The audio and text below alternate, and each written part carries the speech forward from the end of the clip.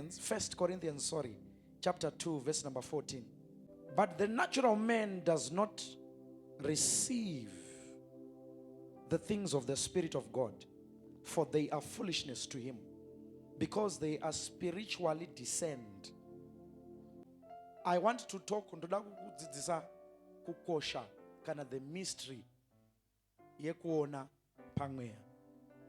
Kuti uone panyama, anti mese muri kundona nekuda kweziso anditika. That's the same thing that happens in the spirit. Kuti uone futi pamweya, unoona futi nechi. Pana chikanda, ndiani anoita zveforging?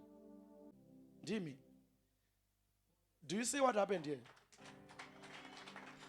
Ndiri kuona panyama vari baba chikanda. But ndaswitcha ndikanoona nesore.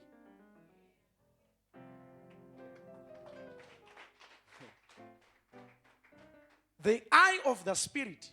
I'm going to pray for you. Next harvest is going to be too much. I see you buying a truck. I'll pray for you. I'll pray for you. So andogara nchikudzidzisa kuti life iri pano tu, iri mumweya nepanyama. Anditika panyama tiri kuona kudaiso, anditika mishi. Tiri kutoona kudaiso, anditika mumweya futi mune activity iri kutoitika. Kune scripture inoti we were created in his likeness and in his image. Saka zvazviri kureva ndezvekuti kana Mwari vari mweya, if God is spirit, you are also a spirit. Many of you now, you are losing battles because you are not seeing in the battle kana yakuuya panyama pano. It's a manifestation yezvaitika mumweya. Saka ukanonoka kuona mumweya, ndo makundirwa uri kuitwa pakurwa. Come.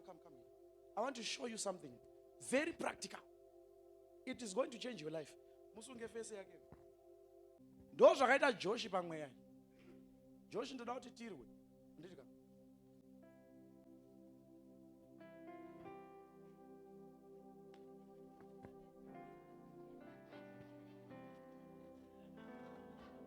Are you seeing what is happening here? Ari ngorowa, iye ari busy kudi kudzorera, but ari kudzorera zvaasiri kuona. Saka uri kurohwa nezvinhu zvausingaoni because your eyes in the spirit are closed.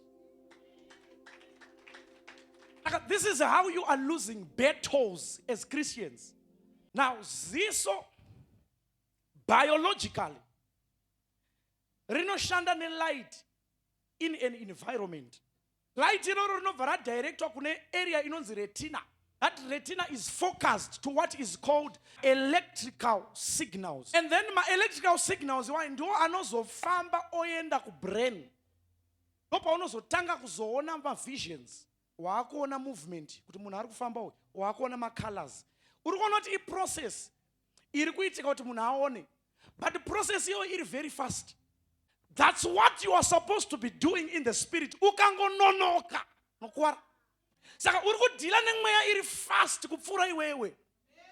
And you are not seeing anything in the spirit. Chinoboha nauye kuona pamweya ndeyekuti unozoona ra dambudziko panyama. Unozoona wakurwara kamwana haachafemi haachaita sei. But kune vane ability yekuti vakakwanisa kuzviona pamweya and they fought that spirit. Saka iwo ndiwo unogara uri kuminus when you are not seeing in the spirit. Unogara uchikundwa hondo kana usingaoni pamweya.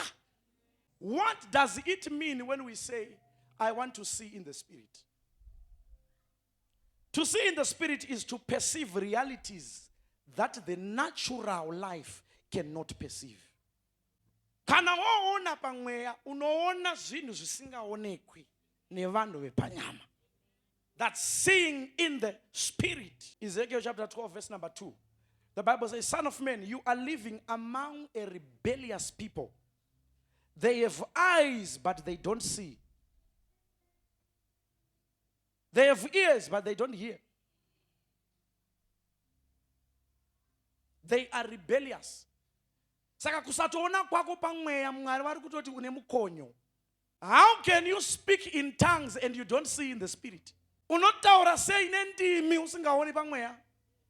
Saka kana usingaoni pamweya Mwari vari kutokuti uyu mwana wangu uyu haateereri. Ezekiel warodaro. Handisini ndikudaro. Say, I refuse to be rebellious. Jeremiah 5:21, hear this, all foolish and senseless people. Unozati Mwari anotomba kutuka iwo. You are very foolish, my daughter. Uri mwana wani? Uri mwana wa Mwari ka. But anotomba kuti you are very foolish. Nekuda kwei aoni. Jeremiah 5:21. They are very foolish and senseless. Parunzi you are senseless, zinombotacha. Unopota uchimbopenga. Ndi Mwari vari kudaro handisini. You don't know what you are missing when you are not seeing in the spirit. You don't know. Unozati kune vanhu vanouya kumabusiness kwenyu vachikanda zvinhu. But because you don't have the eye to see. Oh. Ba Prince uri kuonea. All right, umwacho. Taura zvese zvauri kuona.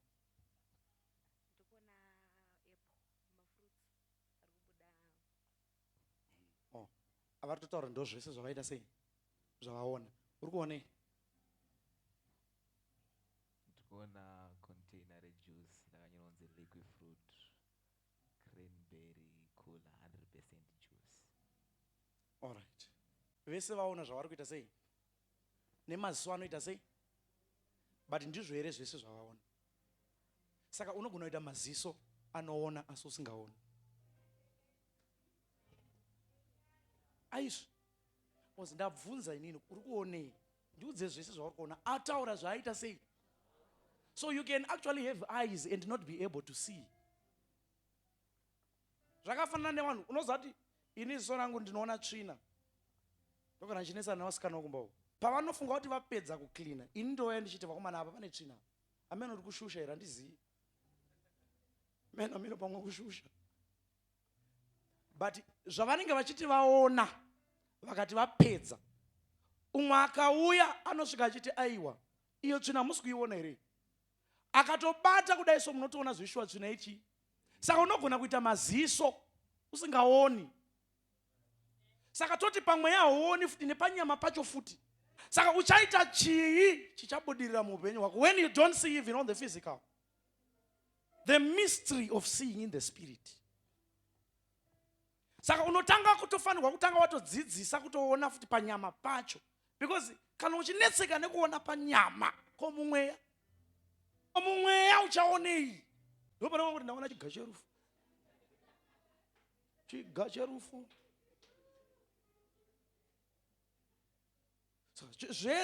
Zvese zvaunoona iwewe mukuona kwako zvimweya zviga zverufu.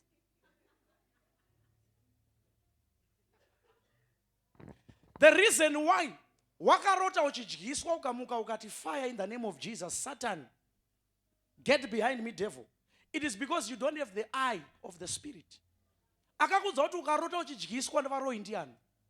Ndati akakuudza kuti ukarota uchidyiswa varohi ndiani? Saka pawakamuka ukazvidira anointing oil ukaimwa nemukamwa waitobhainda simba rauri kupiwa naKristu. Iwe wakuneta, wakuti Mwari ndaneta nelife iyi. Mwari wabva kuti don't worry my daughter, your time is now coming. Wobva vakupaka chikafu. Saka chikafu chavari kukupa ndechekuti uone simba rekuramba uchirwa. Iwe ndo pauri kubhainda simba racho. Seeing in the spirit. Iyo yakuonai yakapinza vanhu mamarriage avasingade. Zvakatoitika ndo zvatovapo hatichadzoki kumashure takutongonamatira nyasha. Iyo yekusaonai ndo yakaita kuti unyeberwe nabrother vakusalvation army kuti ndiri pilot. Wamumarriage ndokuzoona ayo zvainenge uniform yekusalvation army. Mujolo wakakukwadzisa nenyaya yekusaona pamweya. How can you open your heart and you fail to open your spiritual eyes?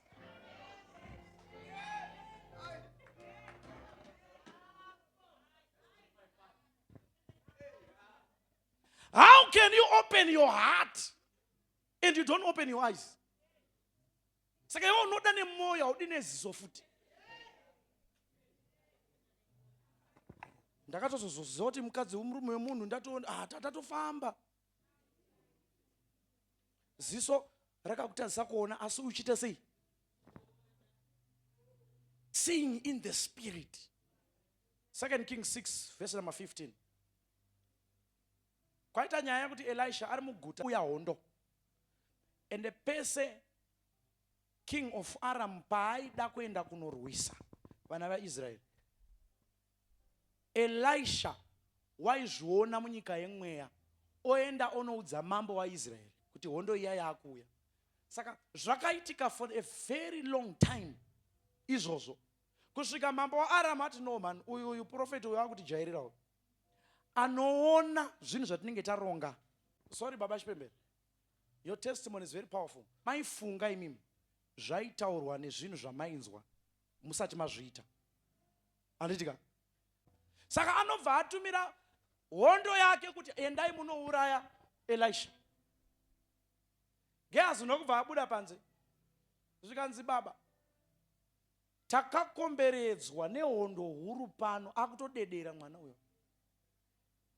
Zvikanzi uri kuhleikoyo ndiprofeti, because prophet ane zvaari kuona zvisiri kuonekwa naGehazi, but vese vane maziso.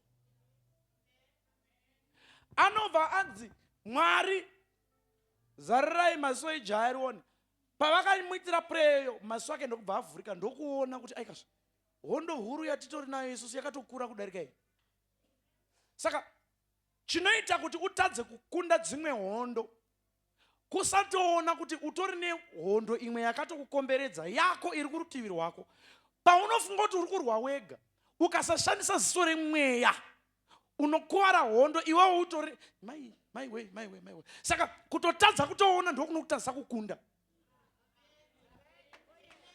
Because dai Gehazi anga ari ega pamwe anga acharohwa akafa, but there is someone who prayed for him and his eyes were opened and they won that battle.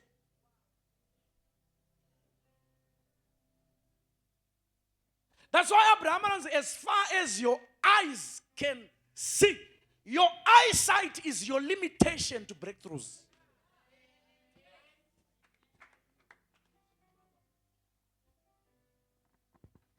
Loss of vision is your limitation to get that which you're supposed to get. Habakkuk chapter 2, are you there now? Why is it important for your sight to be opened? Number one, to discern in dark times. Unonzvera kuti maitikira ari kuita zvino aya. There is a hand of the enemy here.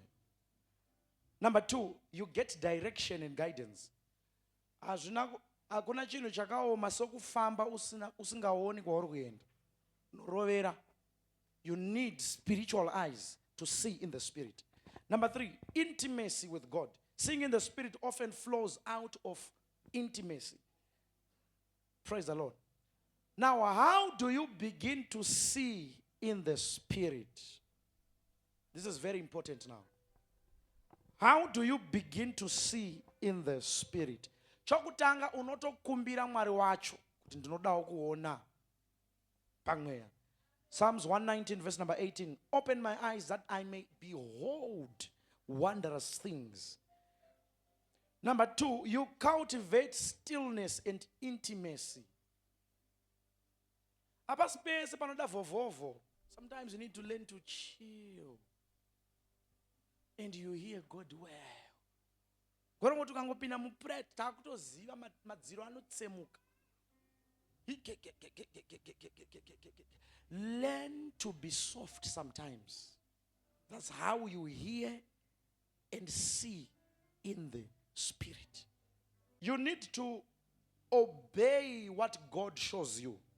2 Kings chapter 2 verse number 10. Farira zivo. Zivo ndo noshando. 2 Kings 2 verse number 10. Yes. He said, you have asked a hard thing. Wakumbira chinhu chinorema. Yet if you see me as I am being taken from you. Asi ukandiona ndakubviswa pamuri. It shall be so for you. Zvichazova zvakadaro kwauri. But if not, it shall not be so. Asi ukatadza kundiona, hausi kuzogamuchira chawakumbira. Elisha anga akumbira bhachi. Zvikanzi wakumbira chinhu chakaoma. Asi ukandiona. Tauti ukandiona. Ukandiona ndakuenda. Uchapuwa bhachi richange rava rako. Asi ukasandiona hausi kuzorwana. Saka uri kuona here kuti maziso munyika yemweya they are also hands.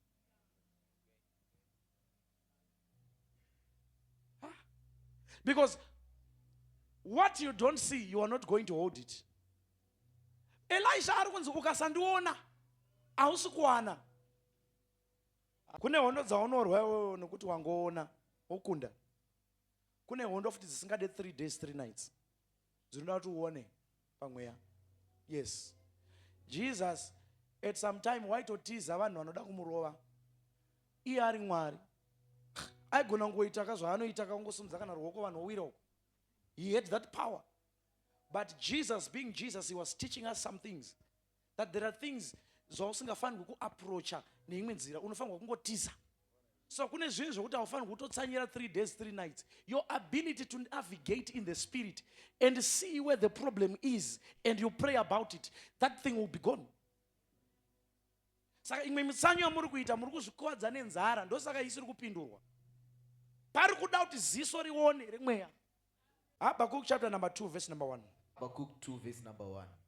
I will climb up to my watchtower and stand at my guard post. There I will wait to see what the Lord says and how he will answer my complaint. Now this is how to see in the spirit. How to now. Kuti unoona sei. Ndine nzvimbo pamba yokuti ndikagara ndonzwa Mwari zvisingaiti. Why? God, when you want to hear from him, iva nenzvimbo yaunotaura naye. Kana nguva yakwana yekuti uende ipapo usanonoka. Endapo.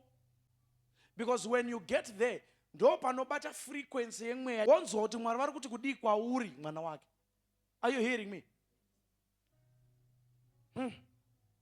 Ndosaka Adam aienda kunosangana naMwari kugarden kuma 4:4. Yaitova nzvimbo yekusanganirana naMwari. Saka haunzwi Mwari pese pese. Mwari anotaura kwese, but there is that particular place that you have consecrated and say no. Iyi nzvimbo ndo altari yangu iyi. Apa ndo panichanzwira Mwari. Kana usina nzvimbo iyoyo mumba mako, enda unogadzira. You don't know what you are missing. There I will wait to see what the Lord says. I will wait to see. I will wait to see what the Lord will say. Normally we don't say that. Haunzwi kuti uone. Unonzwa kuti unzwe. But scripture iri kuti chiya. Ndichaona Mwari zvavachataura. Hationi Mwari zvavanotaura, tinonzwa. Anditika normally tinonzwa zvaitwa sei zvataurwa. Hationi zvaitwa sei zvataurwa. But Habakkuk ari kuti ndichaona zvichataurwa naMwari.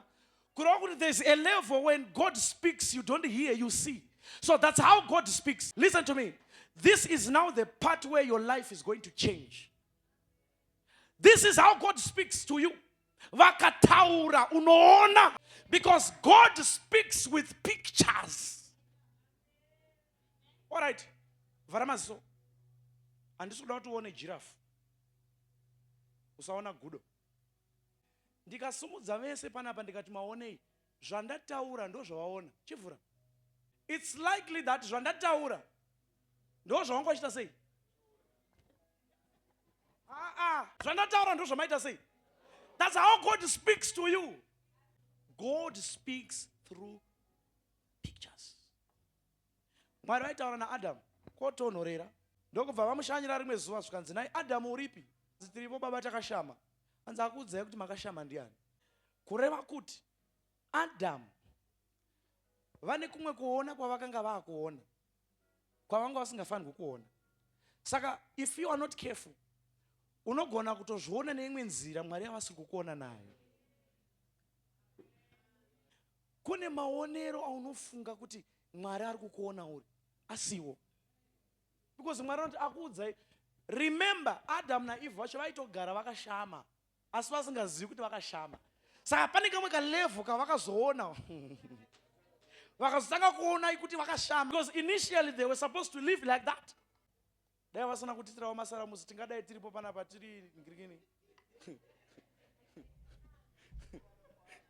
Zvese zvokunzi kwai wakarova Gucci wakarova chichi kusina anovhairira umwe. Tese takangodaro. Baby suit.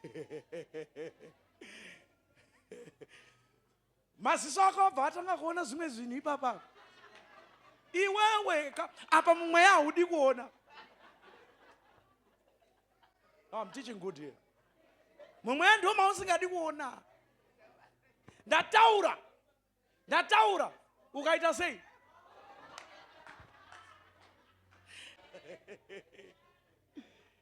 No.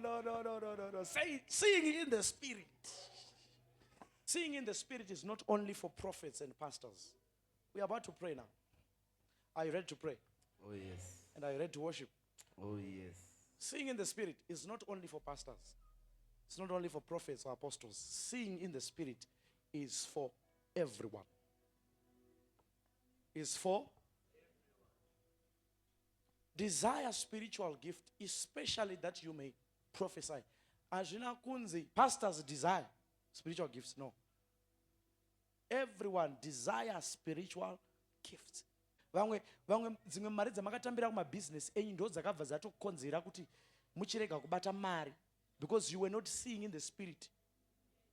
Aisi mari yese yaunotambira pabasa pako kana usina altar. Unoziva here futi kuti hasi wese munhu wanofanirwa kubatsira. Yes. Seeing in the spirit.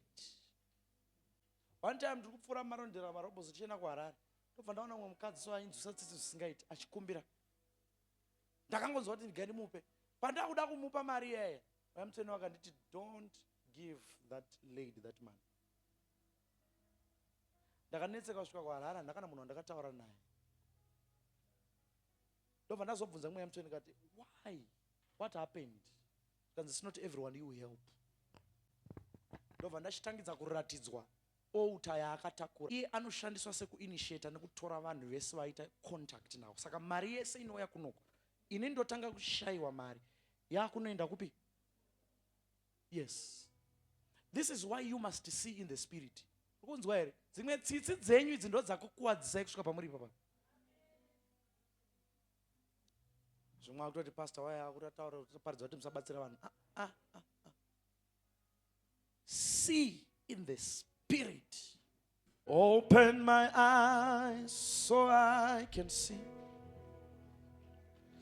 what lies ahead. This is now a very crucial moment in time. Don't play with it. This is yes. Open my eyes so I can see what lies ahead. What lies before me. Say, open my eyes, so I can see what lies ahead. What lies before me. Say, open my eyes, so I can see what lies ahead. What lies before me. Say, open my eyes, so I can see what lies ahead. What lies before me.